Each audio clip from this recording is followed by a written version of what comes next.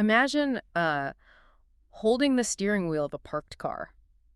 Just revving the engine until it completely redlines and being absolutely convinced that you're winning the race. Right.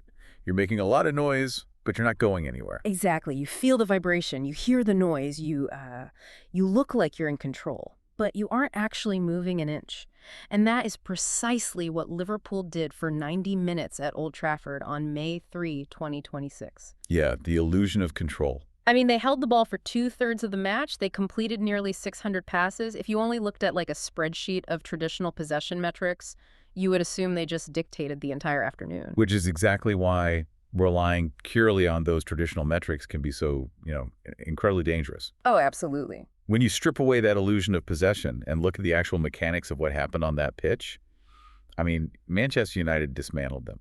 It was a 3-2 victory for United that felt, tactically speaking, far more definitive than a one-goal margin suggests. So, welcome to today's deep dive. We are really tearing into a match that serves as the perfect kind of chaotic microcosm for the radically diverging trajectories of two historic football institutions this season. It really is the defining game of the season for both of them. It really is. And to figure out how a team with, 34% possession ends up completely dominating the underlying thread of a game, we've pulled together a massive stack of sources. We've got official match reports from the BBC, club websites, post-match press conferences. The press conferences are wild, by the way. Oh, we will definitely get to those.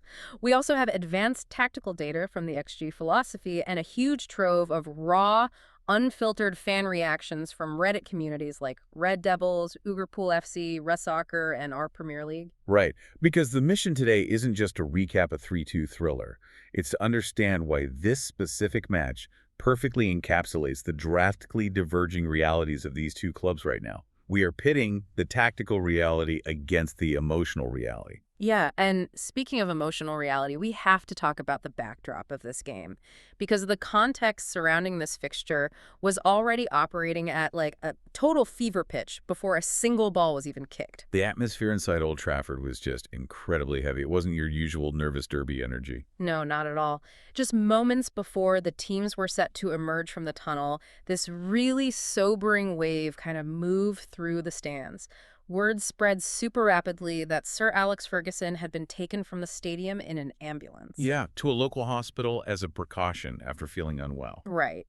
And, on behalf of the deep dive, we obviously want to send our absolute best wishes for a speedy recovery to Sir Alex. But, you can't overstate what that does to the psychology of a stadium. No, you really can't. The modern identity of Manchester United is entirely, fundamentally intertwined with Sir Alex. For an incident like that to happen in the immediate build-up to a match against their oldest rivals, it changes everything. It fundamentally alters the emotional stakes. The players in that dressing room, whether they played under him or not, they understand the weight of his legacy. It turned a crucial match into something bordering on a tribute, right? There was this palpable sense of needing to deliver a performance that honored the man who built the modern club. Exactly. And stepping into that specific emotional pressure cooker, Manchester United did not freeze. They came out of the tunnel and immediately went for the throat. They really did. They bypassed the feeling out process entirely. The opening 15 minutes were just a masterclass in targeted vertical aggression. Right. So let's look at that first half blitz. 6 minutes in, United forces a corner. Right. Liverpool sets up their zonal marking system to defend it, but the initial clearance is just really messy. It's this weak defensive header that sort of drops aimlessly into the crowd on the edge of the penalty area. Yeah, there's a block shot, a scramble, and the ball spills out to Matheus Cunha. And he doesn't hesitate for a second. Not even a fraction of a second. Yeah. He strikes a low, left-footed shot through this absolute forest of legs. It takes a slight deflection off Alexis McAllister and just buries itself in the bottom right corner, 1-0. But notice the positioning there, right? Because Cunha isn't waiting out on the wing where he usually operates. He's hovering in that high danger zone right at the top of the box, actively anticipating the second ball. Yeah, that's a great point. Liverpool's defensive structure in those second phase moments, like right after a set piece, has been incredibly brittle all season. They react to the initial cross, but they don't reset their defensive shape fast enough to track the runners coming in from deep. And United knew that. They clearly scouted that, because they preyed on it again just 8 minutes later. The 14th minute is where the tactical mismatch really rears its head. This sequence is beautiful. It really is. United wins the ball back deep in their own half, and the transition is instantaneous. Bruno Fernandes gets his head up, sees Benjamin Sesko making this diagonal run, and plays a sweeping ball across the box. Freddie Woodman makes a decent initial save there, to be fair. He does, but United doesn't retreat. They recycle the ball out wide to Luke Shaw. Shaw puts in a deep hanging cross to the far post. Fernandes is there, completely unmarked, nods it back across the face of the goal, and Sesko just physically bundles it over the line. And that right there, that sequence, is the defining blueprint of Michael Carrick's tactical setup right now. Yeah. The speed of the transition is what matters. Right. Because Arne Slot's Liverpool, they want to suffocate you with this slow, methodical possession structure. They push their fullbacks super high, they try to bin you back, but by doing so, they leave acres of green grass behind their defensive line. Yeah, it's incredibly risky if you lose the ball. Exactly. So Carrick set up a mid-block. He essentially created this highly organized, compact wall of players sitting right in the middle third of the pitch. He actively invited Liverpool to push high. Yeah. And the moment United intercepted a pass, they didn't look to keep possession. No, they look to exploit the space Liverpool had just vacated. It's the ultimate trap. It really is. You mentioned Slot's slow possession, and I'm looking at the data from the XG philosophy, and this is where that parked car analogy comes from. Liverpool finished the game with 62% possession and 585 passes. Compared to United's 354 passes. Right. But United won the expected goals, or XG, battle decisively, 2.14 to 0.89. And they had 18 shots to Liverpool's 13. And for anyone who might be rusty on the concept, expected goals basically measures the quality of the scoring chances a team creates based on historical data. So, a tap-in from 3 yards out has a massive XG, while a prayer from 40 yards out has a tiny XG. Yeah, having 62% possession but losing the XG battle that badly is exactly like revving that parked car. Yeah. United generated vastly superior chances. They really did. They had 30 touches inside the opposition box compared to Liverpool's 18. Which proves that dominating the ball and dominating the game are two entirely different sports at this point. Absolutely. And, United also covered more ground. They ran 100.3 kilometers compared to Liverpool's 104.88. So they were working harder off the ball, shifting side to side, maintaining that compact shape, and then just springing forward with lethal efficiency. Yeah, Kuna, Sesko, and Mbeumo are all powerful, direct runners. Exactly. They are the perfect personnel for a manager who wants to absorb pressure and counterattack. But wait, hold on. Let me push back on this a bit. Because if Carrick's mid-block was so perfectly executed, how do we explain the second half? Because after the break, the script completely flips, and United suddenly looks like they are hitting the self-destruct button. Well, this is the inherent vulnerability of relying on a system built around rapid transitions. Yeah. It requires immense mental concentration. Right. If one player switches off, or if the structure breaks down during a passing sequence deep in your own half, you are entirely exposed. And that is exactly what happened right after halftime. Yeah, the 47th minute. Sesko had taken a knock and was subbed off for Amad Diallo at the break. Almost immediately, Amad picks up the ball just inside the Liverpool half. And instead of playing a sharp vertical pass to keep the momentum going, he plays this incredibly lazy square pass across the midfield. I mean, Dominic Szoboszlai just jumps the passing lane, intercepts it, and from there is just a staggering lack of resistance. This is bizarre to watch. Szoboszlai literally runs 50 yards, completely unchallenged, cuts onto his left foot, and scores. The space he was given was just criminal for a team supposedly operating a tight defensive block. But, it stems from the turnover itself. How so? When you are transitioning from defense to attack, your players naturally spread out to create passing options, right? Sure. So if you lose the ball in that exact moment of expansion, your defensive wall basically doesn't exist yet. You are completely open. And apparently they didn't learn their lesson because 9 minutes later, lightning strikes twice, 56th minute. Sonny Lamens, who, has otherwise been a very reliable goalkeeper since coming over from Royal Antwerp. Yeah, he's been solid. He tries to play out from the back on a goal kick routine, and Liverpool actually triggers a successful high press here. Lamens misjudges the angle entirely, tries to thread a pass through the center, and Mac Allister cuts it out right on the edge of the box. It was a disaster. 3 rapid-fire touches later, Mac Allister to Szoboszlai to Cody Gakpo, and the ball is in the net. 2-2. That goal really highlights the friction between modern tactical expectations and actual player execution. Playing out from the back is designed to bait the opposition press, right? It pulls them forward to create space in behind. Yeah. But if your goalkeeper or your center backs lack the precise technical ability to execute those passes under extreme pressure, You are just handing the opposition high-quality chances. Slot finally got his team to press aggressively in that one moment, and United just crumbled. So we have a 2-2 game. Old Trafford is incredibly tense. The momentum is completely swung. But this brings us to the defining moment of the match, and really the defining narrative of Manchester United's entire resurgence under Michael Carrick. Oh, the 77th minute? Yes. Luke Shaw swings another cross in. Ahmad nods it back into the danger zone. McAllister attempts a clearance for Liverpool, but he completely scuffs it. The ball rolls agonizingly to the edge of the penalty area, and charging onto it is Kabi Manu. And it doesn't take a touch. No hesitation at all. He just blasts a first-time right-footed strike into the bottom corner.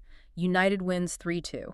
And the poetry of that specific player scoring that specific goal is what transforms this from a good win into a truly legendary one for the fan base. I mean, Minu isn't just a talented player. He really represents the ideological shift occurring at the club. We really have to talk about the Manu factor. I was looking at the Reddit threads on Manoodles, and they just exploded. The overarching comment everywhere was, sign the ting, got the goal. Yep. He had just put pen to paper on a massive new 5-year contract earlier in the week. Exactly. He's an academy graduate, local kid, stepping up in the 77th minute against Liverpool to secure Champions League football for next season.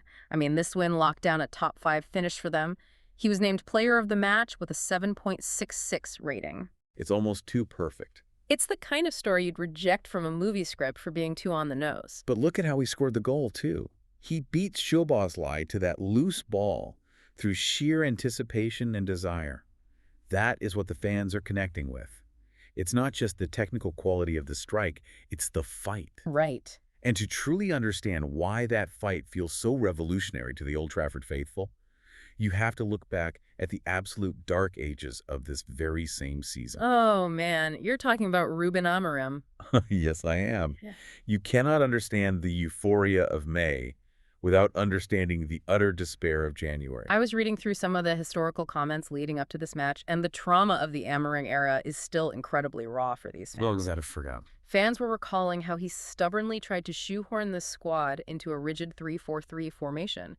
Players were operating completely out of position. The team looked completely lost. I mean, they were languishing at 15th place in the Premier League. 15th. One user on Reddit wrote, and I think this perfectly captures the frustration, they said, he rage quit because he got forced to play a different formation and we ended up playing our best football. Baffling self-sabotage. They lost to Grimsby, for heaven's sake? Yep. Amorim fell victim to a trap that catches a lot of modern, highly rated coaches. He valued his philosophy over the reality of the squad he actually inherited. He tried to force square pegs into round holes. Exactly. And when it failed, he doubled down rather than adapting. Which is exactly why Michael Carrick's interim tenure looks like an absolute tactical miracle by comparison. I mean, put yourself in those stands for a second. Your season is completely dead. You are being humiliated by lower league opposition. Then Carrick steps in. Right, a club legend. Yeah, and he doesn't arrive with a massive ego or some 300-page tactical manifesto. He just simplifies everything. He puts players in their natural positions, he implements a pragmatic, results-based system, and the turnaround is absurd. Let's hear the numbers. He has now won 10, drawn 2, and lost only 2 of his 14 games. And the quality of the opposition he has dismantled is what gives this run actual credibility. Beating Liverpool means he has now secured victories against Manchester City, Arsenal, Chelsea, Tottenham, and Liverpool. That's insane. He has swept the traditional Big Six since taking over. That isn't just a string of lucky results against bottom-half teams. That is a manager systematically out-tacticking his peers in high-stakes environments. Well, wait, is he... I'm going to play devil's advocate here because the match threads aren't uniformly popping champagne. Oh, really? Yeah, there is a very vocal contingent of the fan base experiencing some serious PTSD from the Solskjaer era. They are terrified. This is just an old-style bounce, that Carrick is just riding a wave of good vibes, simplified instructions, and adrenaline, and that the underlying structural flaws are still there. That's a fair concern. They point to the fact that United surrendered 62% possession at home, relied on 2 massive individual errors from Liverpool to score their early goals, and looked totally panicked in transition defending during the second half. Are these fans just being overly pessimistic, or are these genuine red flags? Well, the red flags are absolutely genuine, particularly regarding game management. When Liverpool equalized, United's midfield shape essentially evaporated. Yeah, one fan aptly described it as playing 7-1-2 with Shaw and Delot at the byline. Everyone was panicking, and nobody wanted to calm down. And that's exactly the issue. A top-tier tactical team knows how to put their foot on the ball and just kill the momentum of an opposition comeback. United currently lacks that ability. They literally only know how to play at 100 miles per hour. So if the chaos is real and they can't control a game, why are you arguing Carrick showed tactical rigor? Because of his in-game management, during that exact period of chaos, look at his substitutions. Okay, walk me through it. He lost Sesko to injury early, right? So he burned a planned substitution at halftime with Ahmad. When the midfield collapsed at 2-2, the obvious panic button move would be to throw on a pure defensive destroyer, someone like Manuel Ugarte, just to try and hack away at Liverpool's possession. Right, shore up the defense. But Carrick recognized that putting Ugarte into a highly volatile transitional game might actually expose his lack of elite passing range. Instead, Carrick brought on Patrick Dorgu, who, by the way, had been out for 3 months, to attack down the left flank, and Joshua Zirkzee to provide a completely different physical focal point up top. Oh, wow. So he didn't retreat at all. No, he altered the angle of the attack. He gave them new outlets to bypass the press. That requires a really deep understanding of your personnel, not just good vibes. Okay, yeah, that makes a lot of sense. It's a nuanced picture for United euphoria, anchored by a few lingering anxieties. But if United is a story of a mid-season resurrection built on grit, counterattacks, and pragmatism, Liverpool is a story of a slow, agonizing unraveling. Oh, it's painful to watch. The situation on Merseyside is grim in a way we really haven't seen in decades. We are transitioning from the victors to the vanquished here. The statistics coming out of this defeat are, frankly, startling for a club of Liverpool's stature. Let's lay out the damage because the sources are pretty brutal. This 3-2 defeat at Old Trafford was Liverpool's 19th loss in all competitions this season. 19. That ties the record for their most defeats in a single season this century. They have suffered a 24-point drop-off from where they were at this exact point last season. That's massive. It's a 30% decline in point accumulation. You don't lose 30% of your points due to bad luck or, a few injuries. That is a complete systemic failure. And the target of the fans' ire is squarely on the shoulders of Arne Slot and his tactical philosophy. The contrast between what Liverpool fans demand and what Slot is actually providing is creating this incredibly toxic environment. The Reddit threads are vicious. I mean, they have universally adopted the moniker vegan ball to describe Slot's tactics. Vegan ball. It's a highly illustrative insult, isn't it? It really is. It suggests a style of play that is perceived as entirely lacking in substance, aggression, or bite. It's basically performative possession without any ruthless end product. It's possession just for the sake of possession. Yeah. Slot's system is inherently risk-averse. They pass the ball horizontally, they probe slowly, they try to maintain absolute control at all times. But the terrifying paradox of vegan ball is that despite being so cautious, they are incredibly fragile. They really are. Listen to this stat. Liverpool has conceded the first goal in 21 of their 54 matches this season. How does a team that refuses to take risks with the ball constantly find themselves trailing? Because slow possession allows the opposition to set their defense perfectly. If you don't move the ball quickly enough to disrupt a defensive block, like Carrick's mid-block, for example, you end up just passing the ball in a U-shape around the perimeter of the penalty area. Side to side. Exactly. And eventually you run out of ideas, you force a low-percentage pass, it gets intercepted, and because your fullbacks have pushed so high up to support this endless possession, the opposition just counters into massive amounts of open space. Wow. Slot's system requires absolute technical perfection to break down a defense, but offers zero margin for error when they inevitably lose the ball. And instead of acknowledging the structural flaw, Slot seems totally determined to blame the players. I watched his post-match press conference, and honestly, it felt like watching a manager actively severing ties with his dressing room. What did he say? He came out and said, "As I've shown so many times this season, when we are playing well or we think we are able to win it, we switch off." He blamed the 3-2 loss entirely on a lack of concentration after fighting back to 2-2. Oh, man. Which the fan base is interpreting as blatant gaslighting. Absolutely. They are pointing out the hypocrisy. One user wrote, "He repeats the same excuses every press conference.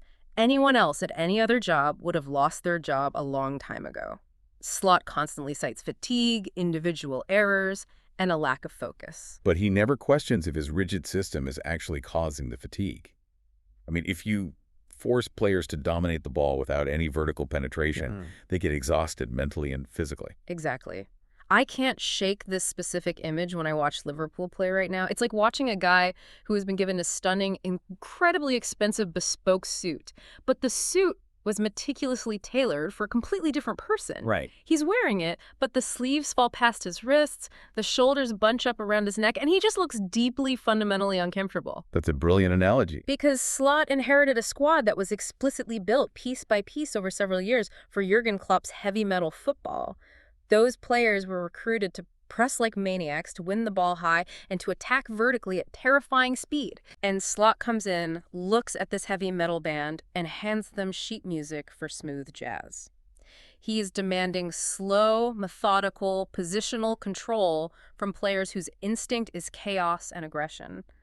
The players look lost because they're being asked to suppress their natural footballing instincts. They are. The ghost of Jurgen Klopp is just haunting every blade of grass at Anfield right now. Grr. You cannot evaluate Arne Slot's failure without measuring it against the monumental legacy he followed. The nostalgia in the online communities is just overwhelming. They aren't just reminiscing about the trophies, they're reminiscing about the feeling. The emotional connection. Yeah, they talk about Fenway Sports Group's takeover, saving the club from administration, and Klopp arriving as the absolute catalyst that changed their global identity. Under Klopp, Liverpool built an entire psychological brand around being mentality monsters. Yeah. They trained the fan base to believe that literally no deficit was insurmountable. Right. You look back at the miracle of Istanbul under Benitez, and then the staggering 4-0 comeback against Barcelona in the Champions League under Klopp. The DNA of the club became synonymous with intense emotional resilience. And now, under Slot, the fans are watching a team that just kind of deflates. When United scored that third goal through Manu, Liverpool didn't mount a furious siege in the final 10 minutes. No, they didn't. They just passed it around the back some more. The contrast between the visceral thrill of the Klopp era and the sterile, conceding nature of the current team is exactly why the fan base has moved way beyond frustration. But, to place the entirety of the blame on Slot's tactical stubbornness would be incomplete. Fair point. A manager can only orchestrate the instruments he has provided. We have to look upstairs. We have to look at the boardrooms, because the recruitment strategies of these two clubs over the last few windows directly engineered the tactical realities we saw on the pitch. Yeah, the front office decisions. This is where the long-term damage is truly done. The sources paint a pretty brutal picture of Liverpool's recent transfer market activity. They have a net spend of roughly $300 million. That's a huge outlay. And the overwhelming consensus among the supporters is that executives Richard Hughes and Michael Edwards have somehow spent a fortune to make the team objectively worse. It really is a masterclass in disjointed squad building. Let's look at the high-profile acquisitions versus the departures. Okay, let's break it down. They bought Florian Wirtz, the German Player of the Year. On paper, an incredible signing, a massive coup. But what is Slot actually doing with him? He's deploying him out wide, completely isolated on the touchline. Right. And Wirtz is a player who thrives in the half spaces, operating centrally, threading passes, and dictating play. Putting him on the wing is like buying a Ferrari and only driving it in a school zone. Exactly. Then you have Alexander Isak, a huge money striker meant to provide the finishing touch, but he has been completely derailed by injuries and wasn't even available for this crucial match at Old Trafford. And while the expensive new toys are either broken or being misused, the foundational pillars of the team are crumbling. Mohamed Salah and Virgil van Dijk are visibly aging out of their absolute prime. Yeah, you can see it on the pitch. The physical drop-off is inevitable, and the rumors of Salah's departure are just a constant distraction. But I think it's who they let go and who they brought in to replace them that really exposes the flawed strategy. Over the last couple of years, they lost Luis Diaz, Darwin Núñez, and Diogo Jota. Massive losses. Those three players represent the absolute heart of Klopp's heavy metal ethos, right? Relentless running, aggressive pressing, chaotic vertical threat. And who did Hughes and Edwards bring in to replace that profile? Let's see. Milos Kerkez, Jeremy Frimpong, and Hugo Ekitike. Which completely alters the dynamic of the squad. Frimpong and Kerkez are outstanding wingbacks, don't get me wrong. But they operate entirely differently than inverted forwards like Diaz or Jota. Right, they have different instincts. They want to get to the byline and cross the ball, which doesn't fit a system that lacks a dominant aerial target man anyway. The front office fundamentally failed to recognize the specific physical and psychological profiles required to maintain Liverpool's attacking threat, regardless of who the manager was. Now, spin the globe and look at Manchester United. The contrast in recruitment execution is really jarring. The new Ineos sporting structure at United has actually provided a cohesive strategy. They didn't just buy big names for the sake of it. They bought specific profiles to execute a specific style of play. Like, they brought in Matthias Cunha, Benjamin Sesko, and Brian Mbeumo. Look at the physical attributes of those three players. They possess elite pace, directness, and the physical stamina to sprint repeatedly over 90 minutes. Yeah. When Michael Carrick decided to implement a counterattacking mid-block, he looked at his bench and saw weapons perfectly calibrated for that exact tactic. The recruitment strategy aligned perfectly with the tactical reality on the pitch. They complement each other perfectly. Exactly. Mburo can carry the ball 40 yards in transition. Sesko has the physicality to bundle in crosses. Cunha has the technical ability to finish in chaotic moments inside the box. But we can't pretend United's front office has solved the puzzle entirely. I mean, United fans are thrilled, but they are also deeply anxious about what happens next. The foundation is still incredibly thin. Oh, absolutely. The structural integrity of United's squad is heavily reliant on a few key pillars, and one of those pillars is definitely crumbling. You're talking about Casemiro. Yes, Casemiro has been a vital stabilizing force in that midfield, but fans know he is preparing to leave or retire very soon. Behind him, the depth chart is pretty alarming. Yeah, one fan on the subreddit pointed this out perfectly. They said, crazy to think that he only has two capable midfielders and one of them is already preparing for his retirement. It's a scary thought for them. They are relying on Kobbie Mainoo, who, yes, is a generational talent, but is still incredibly young, and Manuel Ugarte to basically shoulder the entire midfield burden. And this leads to a massive looming anxiety regarding next season. Especially with the Champions League format expanding. Exactly. The schedule is going to be more grueling than ever. If United has to play high-intensity football twice a week with this razor-thin midfield depth, the system will just collapse under the physical strain. It will. Their recruitment this coming summer has to be absolutely flawless. They need central midfielders and defensive reinforcements immediately. Which brings us to the psychological state of the supporters. We've dissected the tactics, we've scrutinized the expected goals, we've evaluated the executives. But football is ultimately an emotional commodity. It really is.